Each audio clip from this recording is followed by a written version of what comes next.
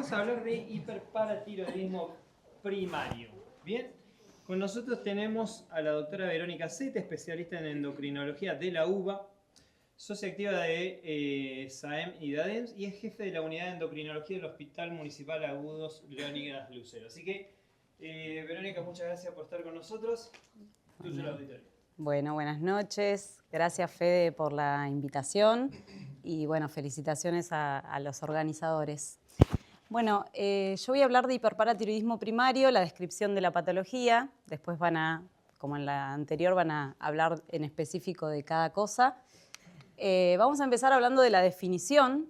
El hiperparatiroidismo primario es el desarrollo de hipercalcemia asociado a niveles de PTH elevados o inapropiadamente normales en relación con los valores del calcio plasmático. Es causado por una excesiva secreción de paratormona, producto de la hiperfunción autónoma en una o más glándulas paratiroides. Bueno, para entender un poco esto, vamos a recordar un poco la fisiología de la regulación de la calcemia. En principio, la paratormona es liberada por las glándulas paratiroides y su función es mantener la calcemia en valores normales, por ejemplo, entre 8.5 y 10.5. Para esto va a hacer una acción a nivel de los huesos, que es aumentar la resorción ósea.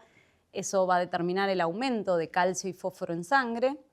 A nivel de los riñones va a aumentar la reabsorción tubular de calcio y, por otro lado, va a estimular a una enzima que se llama 1-alfa hidroxilasa, la cual va a convertir la vitamina D inactiva en activa, y esto a su vez va a actuar en el intestino aumentando la absorción de calcio y fósforo. También tenemos que conocer cómo es la regulación de la secreción de paratormona, que está dada por un receptor, que es el receptor sensible al calcio, que está ubicado en la membrana de la célula paratiroidea. Este receptor sensa el calcio sérico y en respuesta a esto, sobre todo en respuesta a la hipocalcemia, se va a secretar y liberar a la circulación la paratormona para ejercer su función. Esta regulación de la secreción de PTH en función del calcio sigue una curva sigmoidea, que es la que vemos acá, en la cual, obviamente, con niveles muy bajos de calcio, el nivel de paratormona va a ser máximo y va a haber un nivel de calcio que va a suprimir en un 50% la secreción de PTH. En el hiperparatiroidismo primario, lo que ocurre es que por disminución en la expresión del receptor sensible al calcio o alteración en su forma o en su número, esta curva sigmoidea se va a correr hacia la derecha. Bueno, el diagnóstico en el hiperparatiroidismo primario es principalmente bioquímico. Vamos a tener niveles de calcio sérico, como dijimos antes, ajustados por albúmina elevados, sumados a un nivel de paratormona normal o alto. Esto tiene que ser repetido en 2 ocasiones, separadas por al menos 2 semanas. En cuanto a la etiología, en un 90% de los casos es esporádica. El 10% solamente es hereditaria o familiar. Dentro de las causas esporádicas, el 80-85% de los casos es por un adenoma único. El 20% puede ser una enfermedad multiglandular, o sea, varios adenomas, o hiperplasia, y solamente menos del 1% puede deberse a un carcinoma paratiroideo. Dentro de las causas familiares o hereditarias las podemos dividir en causas sindrómicas y causas aisladas. Las causas sindrómicas son principalmente dentro de las neoplasias endocrinas múltiples de tipo 1, tipo 2, tipo 4 y el hiperparatiroidismo primario asociado a tumor mandibular. El resto de las causas aisladas son menos conocidas, como el hiperparatiroidismo primario neonatal, la hipercalcemia hipocalciúrica familiar, y todas ellas son debidas a mutaciones en genes que tienen que ver con este receptor sensible al calcio y que generalmente se heredan en forma autosómica dominante. En cuanto a la edad al diagnóstico del hiperparatiroidismo, lo más frecuente es que se presente entre los 50 y los 70 años de edad. Por eso, en un paciente que se presente con hiperparatiroidismo en menos de 30 años, tendríamos que sospechar un síndrome hereditario. Bueno, acá voy a empezar a describir lo que son los fenotipos clínicos del hiperparatiroidismo primario. Tenemos un primer fenotipo que es el hiperparatiroidismo sintomático, en el cual vamos a tener el calcio sérico y la paratormona elevadas, esto asociado a complicaciones óseas y renales manifiestas.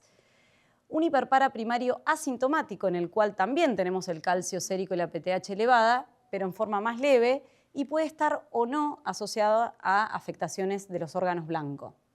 Y un tercer fenotipo, que es el hiperpara primario normocalcémico, en los cuales el calcio total ajustado por albúmina y el calcio iónico son normales, asociados a una PTH elevada, y también puede ser con o sin afectación de órgano blanco.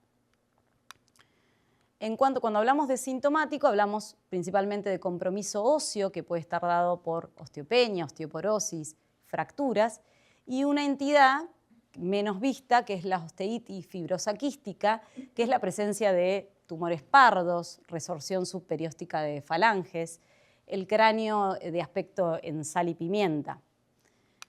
El compromiso renal, tenemos lo más frecuente, que es la litiasis renal, pero también puede haber nefrocalcinosis e insuficiencia renal. Y otras manifestaciones mucho menos frecuentes son la debilidad muscular proximal, la enfermedad ulcerosa péptica, la pancreatitis, la hipertensión, la aterosclerosis y algunas manifestaciones neurológicas como ansiedad, menor concentración y deterioro cognitivo. En cuanto a estos fenotipos, hubo cambios en la presentación del hiperparatiroidismo primario a lo largo de los años. En los años alrededor del 1930, la forma más frecuente de presentación era en forma de nefrolitiasis y de enfermedad ósea. Pero a lo largo del tiempo y con el advenimiento de las pruebas bioquímicas de calcio y el screening, la forma más frecuente termina siendo la asintomática actualmente. Bueno, en cuanto a la evaluación del hiperpara, como dije, es bioquímica. Pedimos calcemia, pedimos calcio iónico, sobre todo en los normocalcémicos, la PTH intacta, el fósforo, la creatinina, la vitamina D. En la evaluación ósea tenemos que pedir la densitometría para evaluar los tres sitios, la columna lumbar, el cuello femoral y el radio distal. Principalmente el hiperparatiroidismo primario afecta al hueso cortical en mayor medida, pero también al trabecular. Y también la morfometría vertebral o la radiografía lateral de columna para evaluar la presencia de fracturas asintomáticas de columna, que principalmente la tenemos que sospechar en un paciente que pierde talla, que tiene dolor dorsal o que tiene un descenso de la densidad mineral ósea marcado. En cuanto a la evaluación renal, bueno, pedir creatinina sérica, tasa de filtrado glomerular, calciuria de 24 horas, y la ecografía renovesical para detectar la litiasis y la nefrocalcinosis o la tomografía.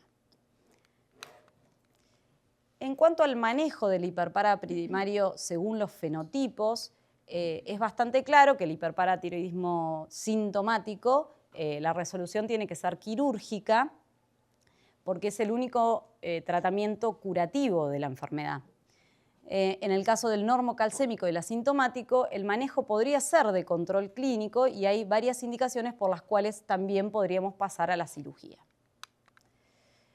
Con respecto a esto, existe una guía publicada en el año 2022 en la cual se determinan criterios quirúrgicos del hiperparatiroidismo primario asintomático.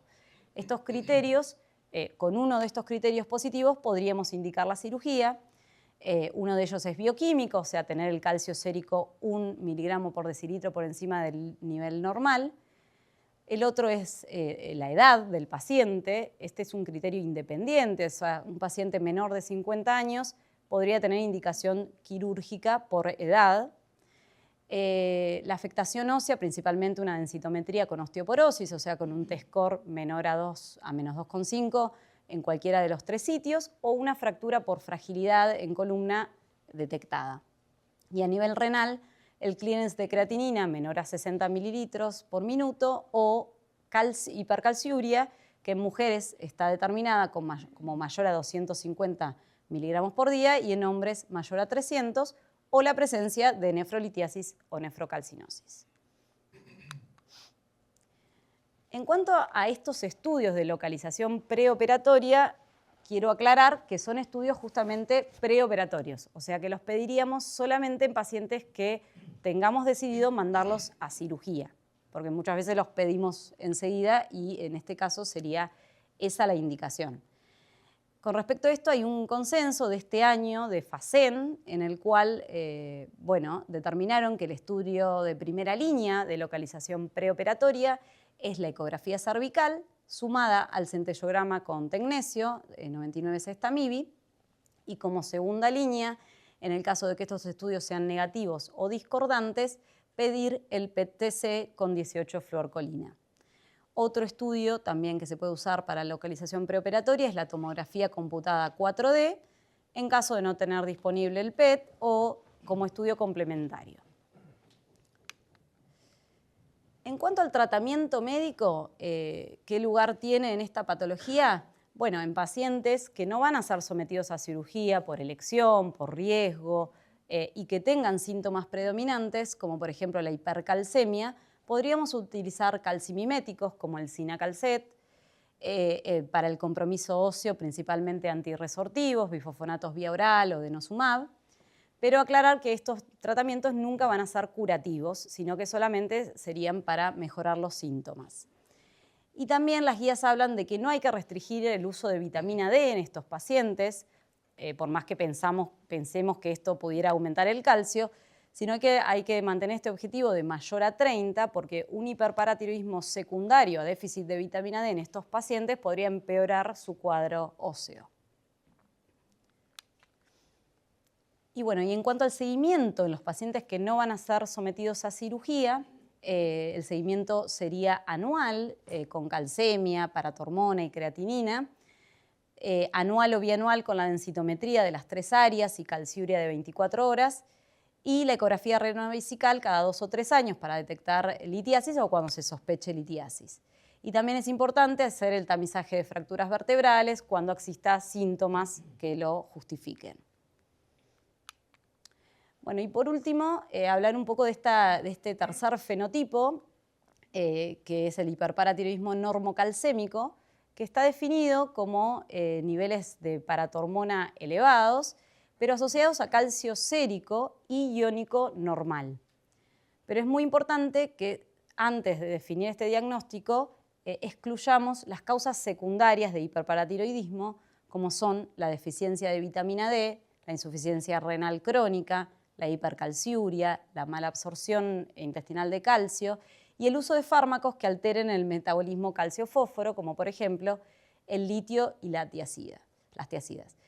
Esta entidad tiene baja prevalencia en realidad, o sea que debemos ser muy minuciosos en descartar estas causas secundarias porque realmente el hiperpara normocalcémico realmente tiene baja prevalencia.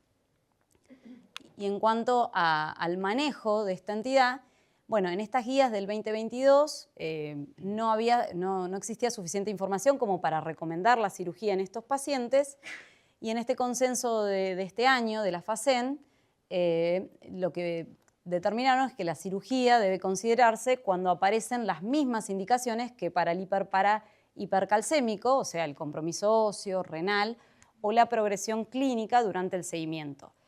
Hay estudios a largo plazo en este tipo de pacientes y se ve que muchos terminan teniendo compromiso óseo, fracturas, desarrollo de hipercalciuria o litiasis, por lo tanto, la cirugía tendría algún papel en estos pacientes.